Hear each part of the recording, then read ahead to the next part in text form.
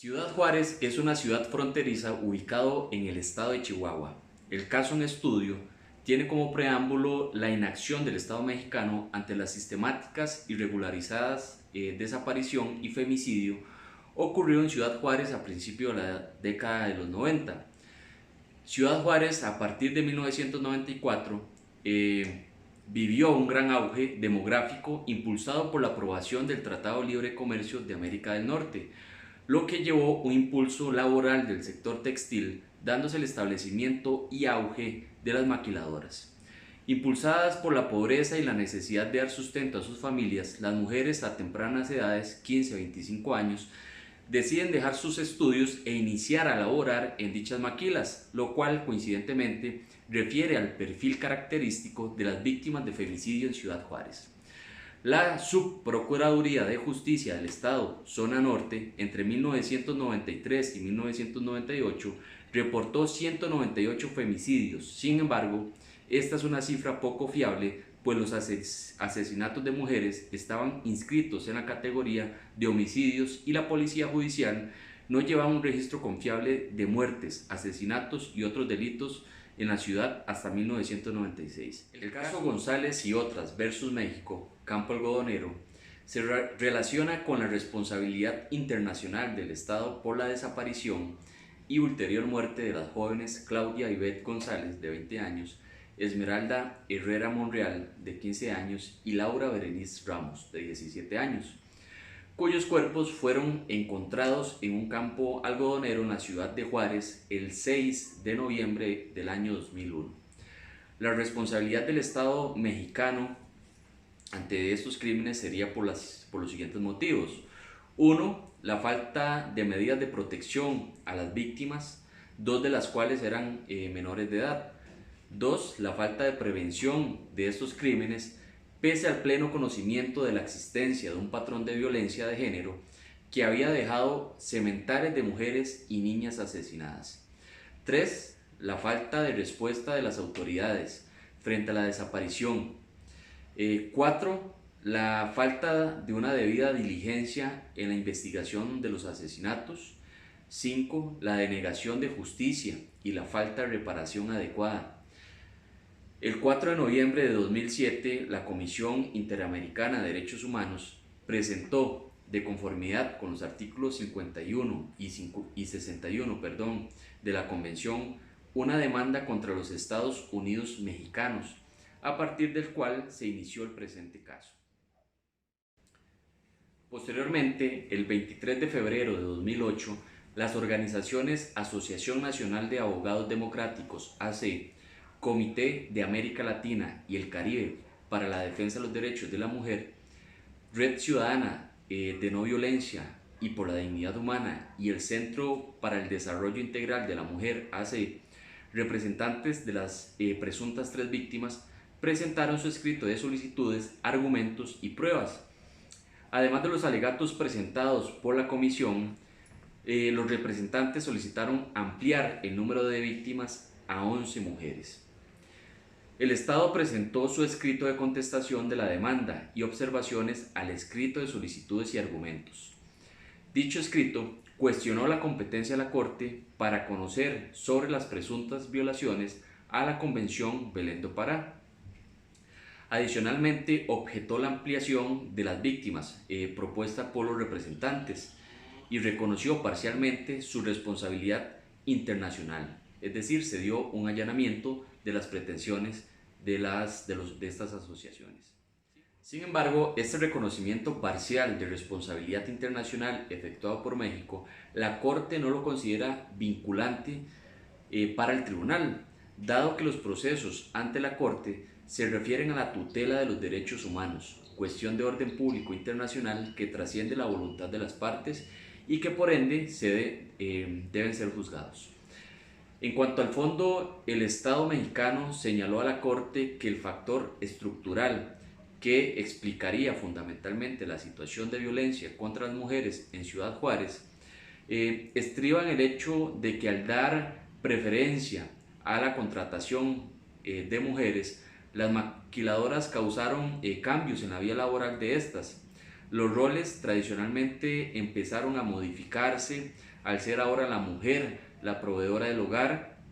Esto produjo conflictos al interior de las familias al empezar a tener la mujer una imagen de ser más competitiva e independiente, argumento que rechaza primero la responsabilidad estatal y que utiliza prejuicios sociales y económicos sobre los roles de género.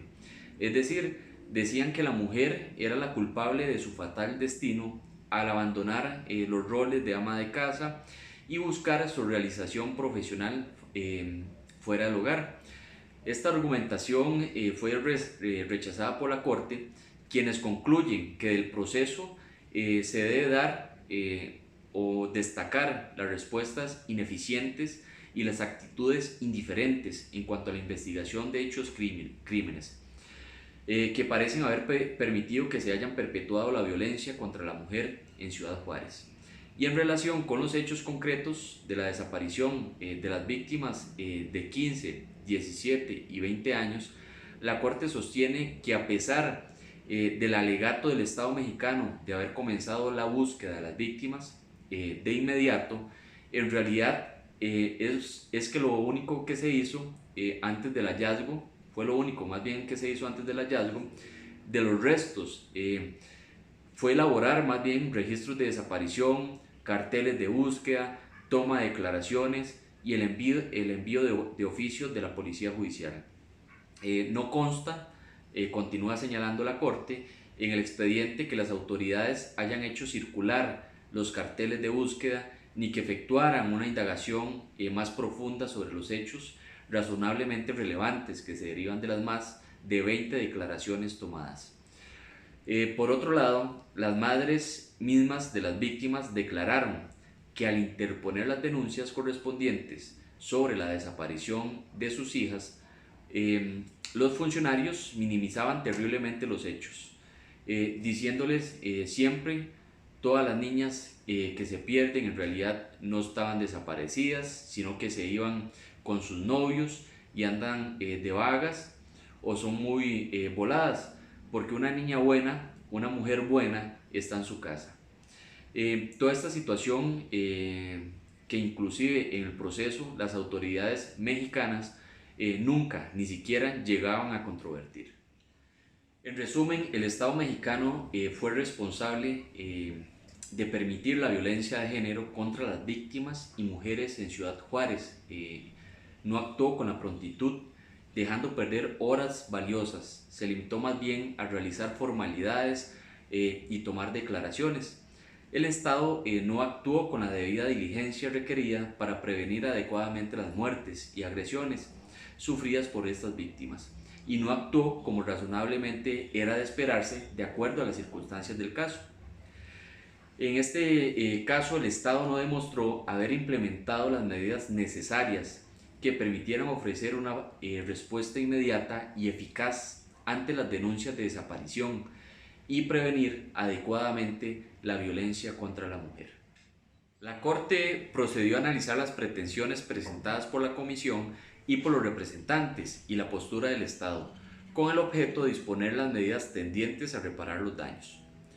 Parte lesionada. En este caso, el tribunal declaró que el Estado violó los derechos humanos de Claudia Ivette González, Esmeralda Herrera Monreal y Laura Berenice Ramos, así como la de sus familiares, los que serán considerados como parte lesionada y beneficiarios de las reparaciones que se ordenan por parte de la Corte.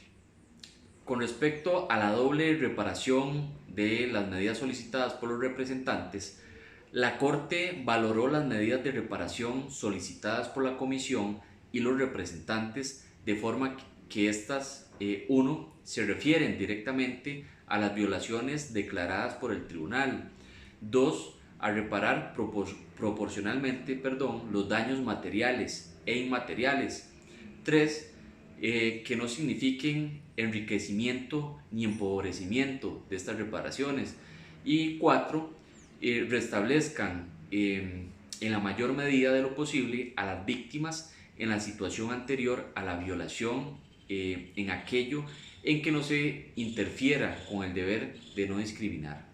5. que estas medidas se orienten a identificar y eliminar los factores causales de discriminación. Sexto, se adopten desde una perspectiva de género, tomando en cuenta los impactos diferenciados que la violencia causa en hombres y mujeres. Y 7, consideren todos los actos jurídicos y acciones alegadas por el Estado en el expediente tendiente a reparar el daño ocasionado.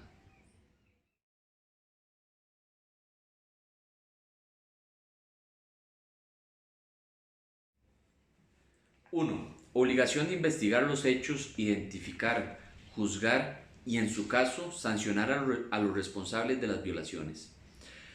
A. Identificación, proceso y sanción de los responsables de la desaparición, vejámenes y homicidio por razones de género de las jóvenes González, Ramos y Herrera. La Corte aceptó el reconocimiento de responsabilidad del Estado por las irregularidades cometidas en la primera etapa de la investigación, pero también concluyó que muchas de ellas no se subsanaron más bien en la segunda etapa.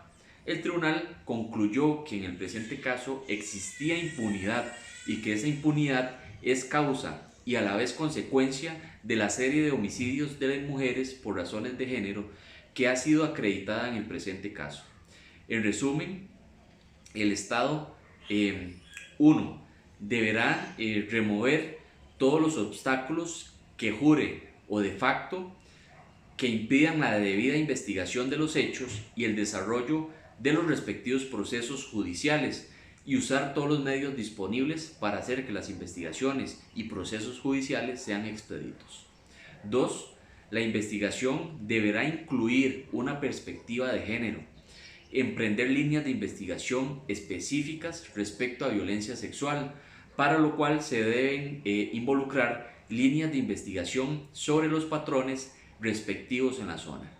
3. Deberá asegurarse que los distintos órganos que participen en el procedimiento de investigación y los procesos judiciales cuenten con los recursos humanos y materiales necesarios para desempeñar las tareas de manera adecuada, independiente e imparcial, y que las personas que participen en la investigación cuenten con las debidas garantías de seguridad.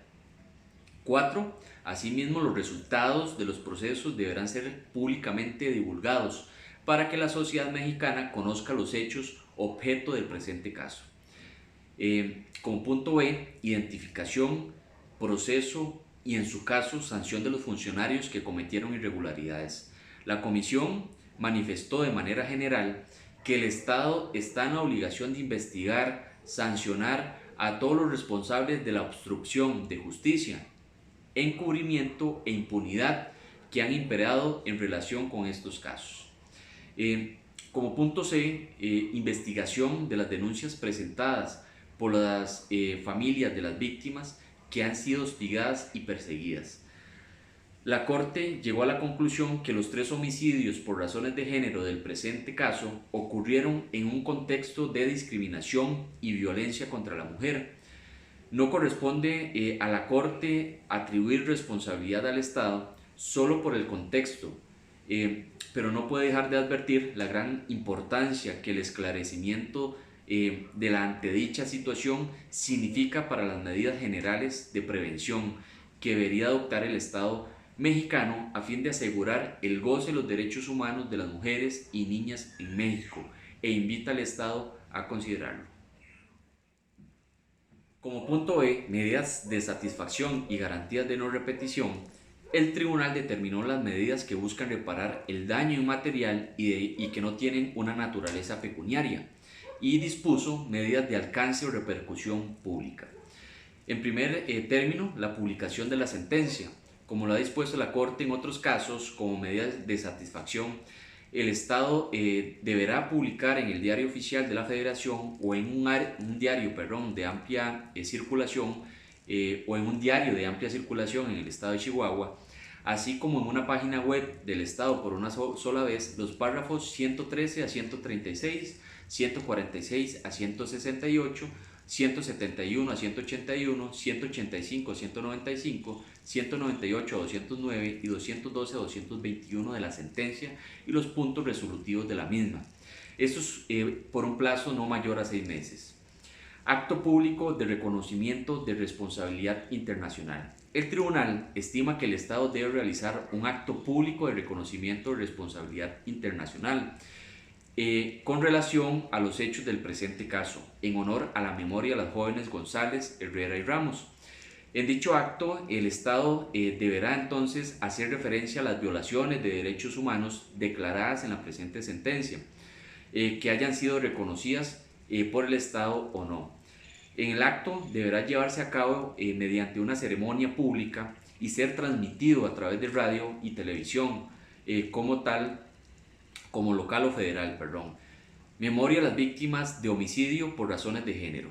El tribunal indica que en el presente caso es pertinente que el Estado levante un monumento en memoria a las mujeres víctimas de homicidio por razones de género en Ciudad Juárez, entre ellas las víctimas de este caso, como forma de dignificarlas y como recuerdo del contexto de violencia que padecieron y que el Estado se compromete a evitar en el futuro.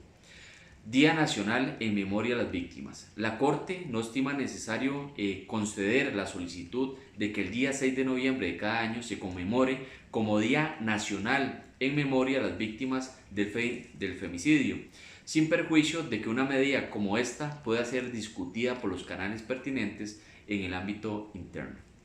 Como punto E, garantía de no repetición, sobre la solicitud de una política integral, coordinada y de largo plazo para garantizar que los casos de violencia contra las mujeres sean prevenidos e investigados, los responsables, procesados y sancionados y las víctimas reparadas, se estableció que la insuficiencia de argumentación por parte de la Comisión, los representantes y el Estado impide al tribunal pronunciarse respecto a si las políticas públicas actualmente desarrolladas constituyen realmente una garantía de no repetición en cuanto a lo ocurrido en el presente caso. Estandarización de los protocolos, criterios ministeriales de investigación, servicios periciales y de impartición de justicia para combatir desapariciones y homicidios de mujeres y de los distintos tipos de violencia contra la mujer. En este caso, el tribunal estima que en el presente caso el Estado debe, en un plazo razonable, continuar con la estandarización de todos sus protocolos, manuales, criterios ministeriales de investigación, servicios periciales y de impartición de justicia, utilizados para investigar todos los delitos que se relacionan con desaparición, violencia sexual y homicidios de mujeres, conforme al Protocolo de Estambul, el Manual sobre la Prevención e Investigación Efectiva de Ejecuciones Extrajudiciales, Arbitrarias y Sumarias de Naciones Unidas y los estándares internacionales de búsqueda de personas desaparecidas, con base en una perspectiva de género. Al respecto, se debe rendir un informe anual durante 3 años. Como otro punto, implementación de un programa de búsqueda y localización de mujeres desaparecidas en el estado de Chihuahua. En este caso, la Corte observa que el 22 de julio del 2003 el Estado implementó el operativo ALBA con el objetivo de establecer una vigilancia extraordinaria sobre la ya existente en las zonas de alto riesgo para mujeres y en donde hubo hallazgos de víctimas de homicidios. Posteriormente, el 12 de mayo de 2005 se puso en marcha el protocolo de atención, reacción y coordinación entre autoridades federales, estatales y municipalidades en caso de extravío de mujeres y niñas en el municipio de Juárez, o protocolo ALBA.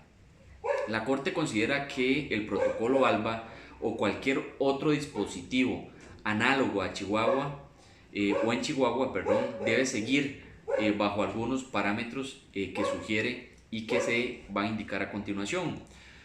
Confrontación de información genética de cuerpos no identificados de mujeres o niñas privadas de la vida en Chihuahua con personas desaparecidas a nivel nacional. La Corte estima que la racionalidad de crear una base de datos de mujeres y niñas desaparecidas a nivel nacional y la actualización y confrontación de la información genética proveniente de familiares de personas desaparecidas y de los cuerpos no identificados responde a la posibilidad de que los cuerpos de algunas mujeres o niñas encontradas en Chihuahua pertenezcan a personas desaparecidas en otras entidades federativas, incluso en otros países. Como otro punto también, la creación de una figura legislativa para traer los casos del fuero común al fuero federal cuando se presenten condiciones de impunidad o se acrediten irregularidades de fondo en las averiguaciones previas. En este caso, los representantes no sustentaron, dice la Corte, su solicitud de representación en argumentos claros, pertinentes y suficientes sobre los problemas de acceso a la justicia, que se derivan del derecho interno aplicable a la figura de atracción al fuero federal. Tampoco se argumentó sobre la prueba específica en torno a las políticas diseñadas por el Estado para solventar la problemática sobre la materia durante los últimos años. Esto impide al tribunal pronunciarse sobre esa solicitud de reparación. También, como otro punto, la prohibición a todo funcionario de discriminar por razón de género.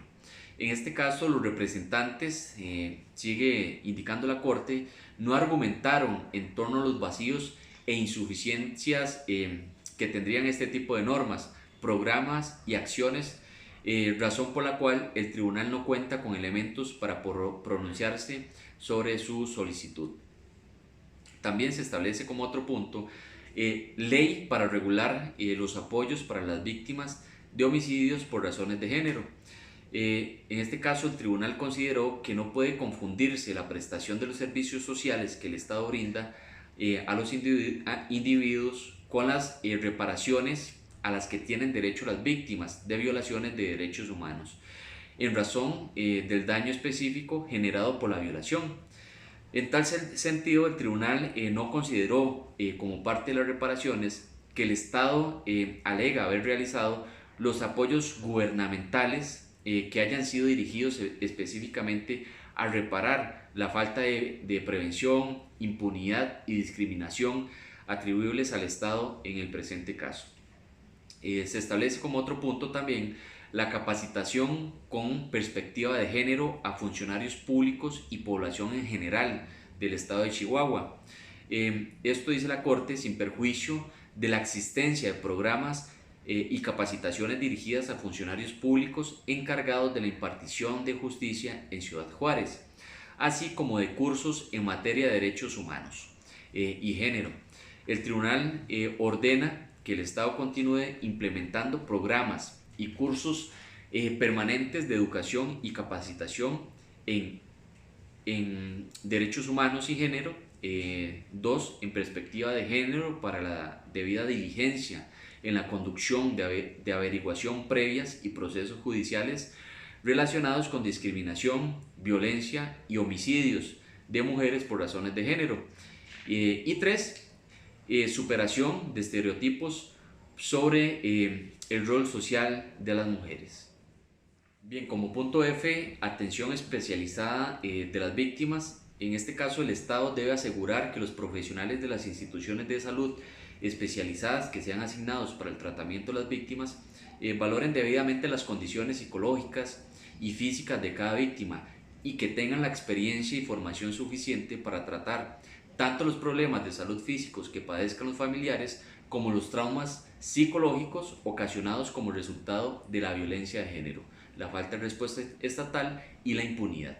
Asimismo, este tratamiento debe prestarse por todo el tiempo que sea necesario e incluir el suministro de todos los medicamentos que eventualmente estas víctimas requieran.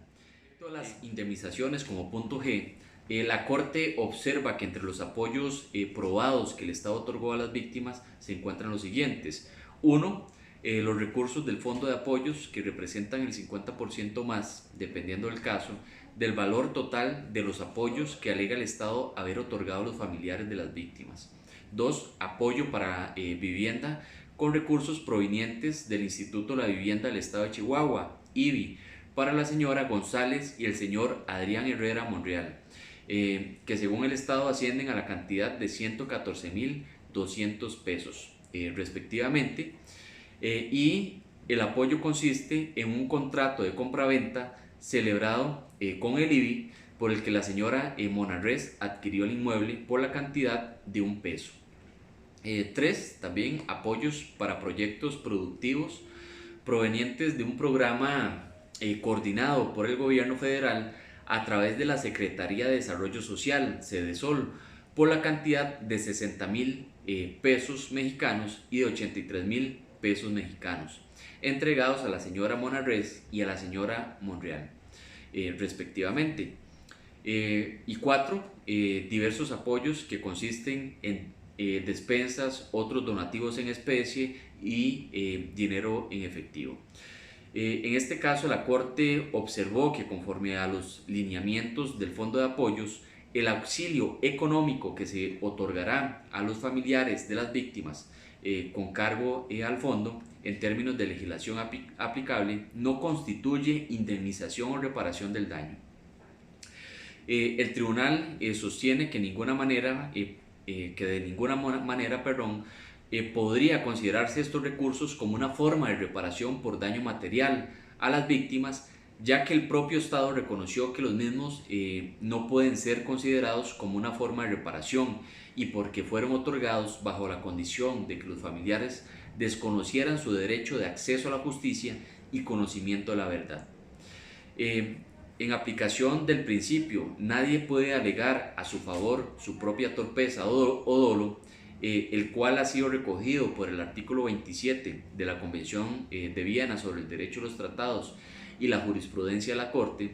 El Estado no puede invocar en su beneficio un convenio celebrado con las víctimas que incumple con la Convención para justificar las reparaciones que se han dado. Daño material, y en este caso el daño emergente. La Corte decide otorgar en equidad por concepto de gastos de búsqueda $150 de los Estados Unidos a la señora Monreal y $600 a la señora González. 3. $1,050 a la señora Monarrez. Como lucro cesante o pérdida de ingresos, en este caso la Corte concluyó que el ofrecimiento estatal realizado para compensar por el lucro cesante es adecuado y por tanto lo toma en cuenta y en equidad decide fijar las siguientes cantidades que el Estado deberá otorgar a las víctimas. La víctima, como en este caso la víctima Esmeralda Herrera Monreal, se le otorgó $145,500, a Claudia Ivette $134,000 y a Laura Berenice Ramos $140,500. Como daño inmaterial, se analizó el daño moral y en este caso la Corte concluyó que los familiares experimentaron y siguen experimentando afecciones en su integridad psíquica y moral debido a 3 causas. 1. La privación de libertad, vejámenes de muerte sufridos por los jóvenes Herrera, González y Ramos. 2. Las irregularidades en la investigación de las autoridades y la impunidad.